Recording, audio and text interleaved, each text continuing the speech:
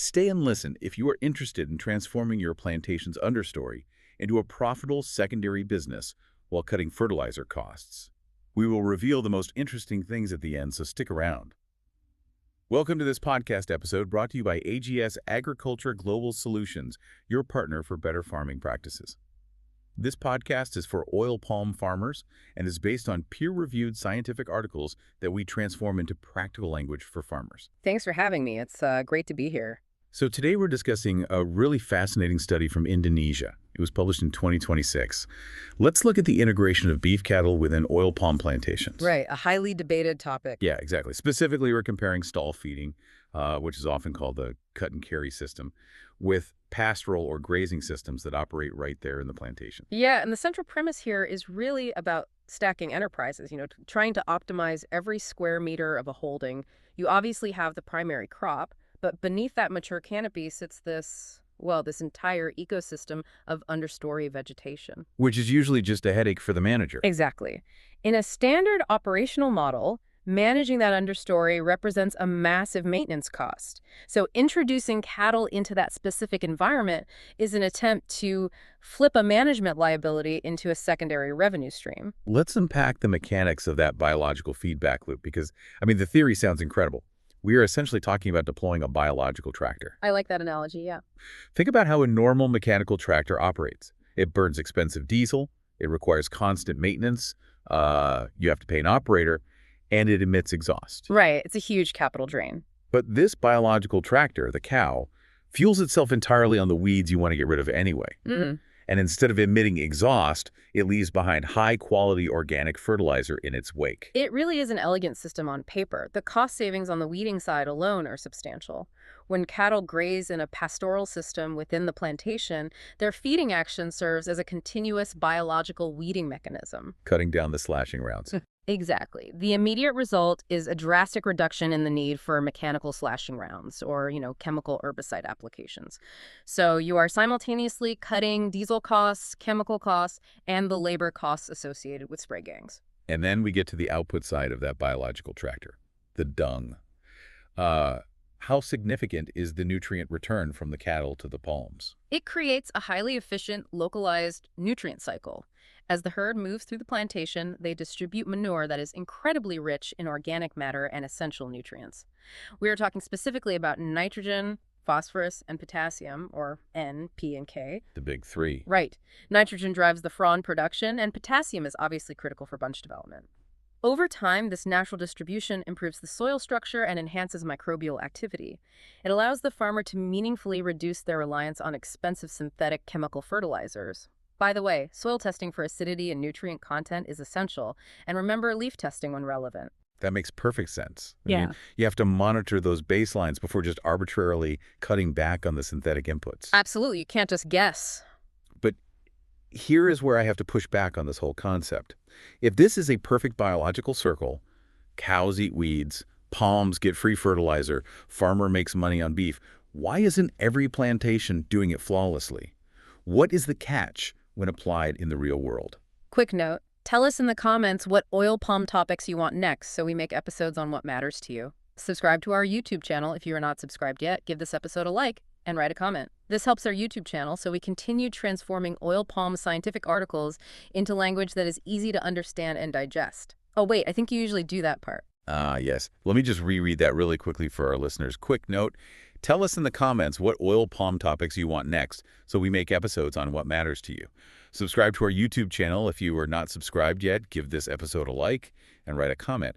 This helps our YouTube channel so we continue transforming oil palm scientific articles into language that is easy to understand and digest. Perfect. So to answer your question about why everyone isn't doing this perfectly, the breakdown happens because biological theory rarely survives contact with uncalibrated field management. Right. That is the core problem the researchers investigated. They utilized a methodology called group model building, or GMB. Rather than just looking at the theoretical biology, they brought over 30 different stakeholders into the same room. Wait, 30 people? Yeah, quite a crowd. We are talking about cattle farmers, plantation estate managers, field supervisors, policymakers, and agricultural scientists. Why do you need 30 people in a room just to figure out why cows eating grass isn't working perfectly? That seems, I don't know, like overkill. Well, because silvopasture is inherently a multi-stakeholder system. Think about the competing interests. The cattle owner's goal is to fatten their herd as quickly as possible, right? Sure. But the plantation manager's goal is to maximize yield in tons per hectare while protecting their palms from damage. Those two goals frequently collide. The GMB process mapped out the entire operational system to figure out exactly where the friction occurs in practice. So they needed everyone there to map the real-world friction. Exactly. And through that mapping, they established strict, actionable targets for improvement. Okay, so looking at those actionable targets the GMB group established, where is the most glaring operational failure happening right now? The most immediate failure is occurring with stocking density. In the current grazing systems they analyzed, farmers are running an average of 2.6 head of cattle per hectare. Okay. The consensus from the GMB models determined that this density is entirely unsustainable. So the strict instruction for farmers moving forward is to drastically reduce that stocking rate to exactly 1 head per hectare. I want to stop right there and look at the math. Because if I have a cattle farmer operating in a plantation, my herd is my primary liquid asset. Telling me to cut my herd size by more than half from 2.6 down to 1 head per hectare is going to cause immediate financial panic. Oh, absolutely. It sounds counterintuitive at first. Right. How does liquidating over half your inventory lead to a better outcome? Well, running 2.6 head per hectare guarantees severe overgrazing of the understory.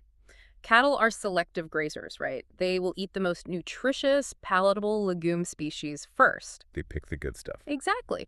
At that high density, those desirable forage species never have the recovery time needed to regrow.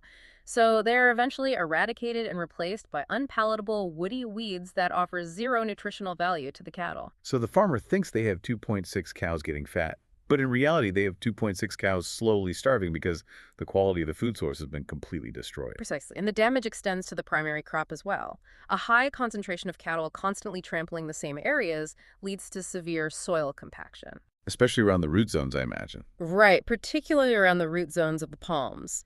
This reduces soil aeration and water infiltration, which directly harms the palm's ability to uptake nutrients. Which hurts the yield in tons per hectare. Exactly. By bringing the density down to 1 head per hectare, the forage quality is maintained, compaction is minimized, and the individual animal actually receives the nutrition required to perform. That nutritional deficit at the higher stocking density explains the shocking performance metrics regarding reproduction. The data on the current breeding state in these plantations is, well, it's almost hard to believe. Yeah, the current reproductive numbers are a clear indicator of a herd under immense systemic stress. Right now, grazing cattle in these environments are experiencing a massive calving interval of 36 months. 3 years. 3 years, yeah. Furthermore, the age at first calving is sitting at 48 months. I look at a 36-month calving interval, like paying a full-time employee who only shows up to do their job every other year. You are covering all the carrying costs, the feed, the labor, the medical oversight, the physical space for 3 entire years just to get one single calf on the ground. The unit economics of that are disastrous. They really are. So the models are very clear on the necessary correction here. The strict instruction is to drive that calving interval down from 36 months to 18 months and to bring the age at first calving down from 48 months to 36 months. But you cannot just mandate a biological process. How does a farmer practically force a herd to hit those aggressive new targets? It requires a shift from passive observation to rigid management. The farmer must implement proactive herd health programs. They must actively monitor mating and estrus cycles rather than just turning a bull out into the plantation and hoping for the best. Right, you can just leave it to chance. No, you can't. And most importantly, they have to utilize strict rotational grazing. A cow requires a very high nutritional plane to cycle and successfully carry a calf. If she is expending all her energy walking through overgrazed blocks searching for poor quality feed, her reproductive system simply shuts down. But getting a calf on the ground is only step one. Now you have a rapidly growing animal demanding massive caloric intake, which puts even more pressure on that understory. If we look at the fattening targets, how does a farmer manage that feed demand to hit the sale weights required to actually make this profitable? The purchasing and feeding strategies have to fundamentally change, whether the farmer is running a grazing system or a cut-and-carry system. The models show that for grazing systems, farmers need to stop buying their feeder cattle when they are 18 months old. Okay, so when should they buy them? The clear instruction is to purchase them much younger, specifically around 12 months of age when they have a body weight of 150 to 200 kilograms. What is the mechanical advantage of buying them 6 months younger? Is it just a lower initial purchase price? No, it's really about capitalizing on the animal's most efficient growth phase. A 12-month-old animal converts feed into muscle much more efficiently than an 18-month-old animal. Oh, I see. By bringing them in at 12 months, the target is to establish a strict, aggressive 10-month fattening cycle right there in the plantation. So they come in at 12 months, you aggressively manage their forage for 10 months, and then you sell them. What is the final target weight at the end of that cycle? Currently, the average final sale weight in these grazing systems is hovering around 300 kilograms per head. That leaves an unacceptable amount of potential revenue behind. So what's the new target? Through strict forage management, the target sale weight must be pushed up to 500 kilograms per head. Wow. A 200-kilogram jump per head is monumental. You don't get an animal to half a ton just by hoping the grass grows faster. You mentioned earlier that cows at high densities are practically starving. What is the specific metric for feed intake to make that 500-kilogram target a reality? The primary metric is roughage intake.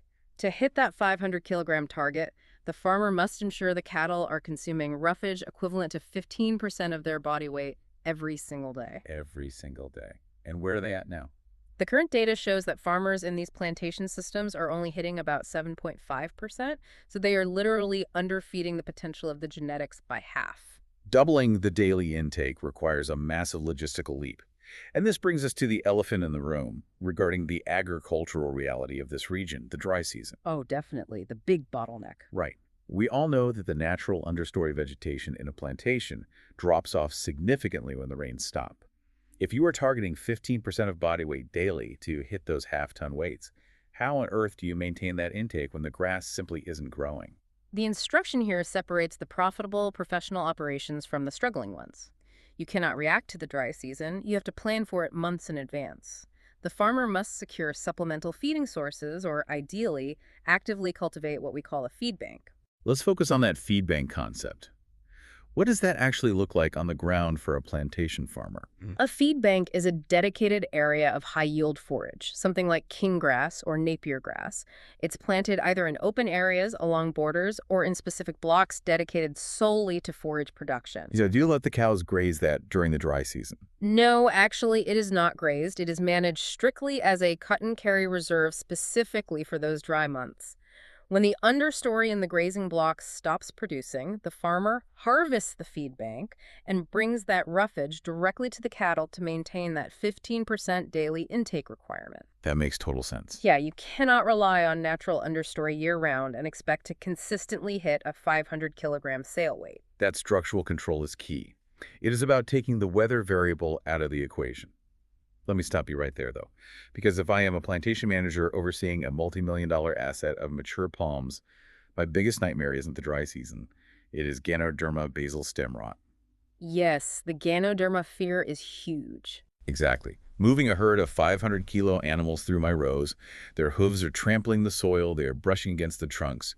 Doesn't that mechanically vector the fungal spores from an infected palm right down the line to a healthy one? The fear is incredibly widespread among plantation management, but we have to look at the physics of how the disease actually spreads.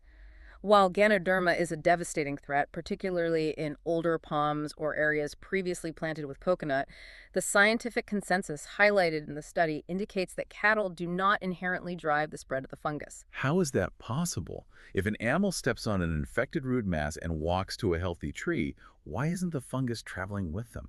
Because Ganoderma primarily spreads through root-to-root contact underground or through airborne spores that enter the palm through significant physical wounds.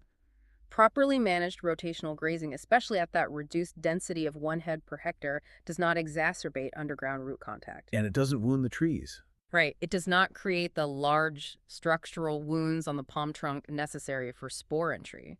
So the instruction for the listener is to use this scientific evidence to overcome the mindset barrier with plantation management. Which takes some negotiating. It does. Overcoming this fear requires transparent communication and presenting the actual data to show that managed grazing does not equate to disease vectoring. Okay, so if a farmer implements everything we have discussed so far, They successfully negotiate the Ganoderma fear with the estate manager. They drop their stocking density to 1 head per hectare. They hit the 18-month calving interval. They build a feed bank. And they're consistently pulling 500-kilogram animals out of the plantation every 10 months. They have achieved perfect, utopian biological management. Right, the perfect scenario. And the researchers actually ran extensive simulations based on that exact utopian scenario.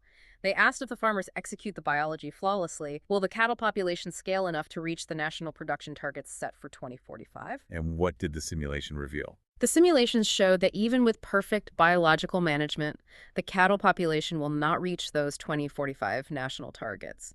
They will inevitably hit a hard operational ceiling. Because of one massive glaring issue that has absolutely nothing to do with cows or grass. Exactly. Land access. The vast majority of farmers utilizing these grazing systems are operating on small, unformalized, often temporary parcels of state or corporate plantation land. Just scraping by on the edges. Yeah, they are grazing at the margins, operating on informal handshake agreements at the total discretion of the plantation managers. This is the critical bottleneck. A corporate plantation could change estate managers tomorrow, and the new manager could simply decide they don't want cows on the property anymore. The farmer gets kicked out overnight. And good luck getting funding with that risk. Right. No bank is going to loan a farmer the capital to buy 100 head of high-quality feeder cattle if the farmer cannot prove they have a legally binding multi-year lease for the grazing land. The carrying capacity of the business is fundamentally limited by those legal boundaries, not just the biological ones. Without formalized partnerships that secure long-term grazing rights across larger swaths of the plantation, the entire integrated system remains stunted. You cannot scale a herd if you cannot guarantee where they will eat next month. Your next biggest increase in profit might not come from better genetics or better grass, but from sitting at a negotiation table with plantation enterprises to formalize your grazing partnerships. Thanks for listening.